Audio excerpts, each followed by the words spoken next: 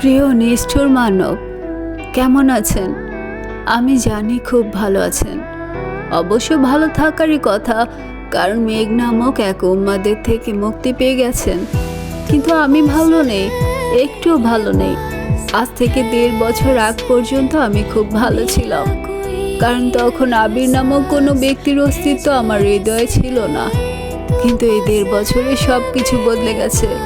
সেই সঙ্গে বদলে গেছে আমার অভিপ্রায়ও। আবির নামক নিষ্ঠুর মানবের প্রতি আমার তীব্র আসক্তি জন্মেছে। প্রতিনিয়ত ওনাকে দেখার জন্য উদ্দীপ্ত হয়ে উঠেছি। ওনার আকস্মিক দূরত্ব মেনে নেওয়া আমার পক্ষে সম্ভব ছিল না। তার উপর আমার অবিদ্যমানতায় ওনার চলে যাওয়াটা কোনোভাবেই সহ্য করতে পারিনি। তাই ওনার আদেশ মেনে নিজেকে নিয়ন্ত্রণ করতে ব্যর্থ হয়েছি। ওনাকে জানিয়ে দিন আমি এখন আলহামদুলিল্লাহ সুস্থ আছি। খাওয়া দাওয়া, ঔষধ সব কিছু ঠিক মতো খাচ্ছি। যদি সম্ভব হয় তবে আমায় যেন ক্ষমা করে দেন।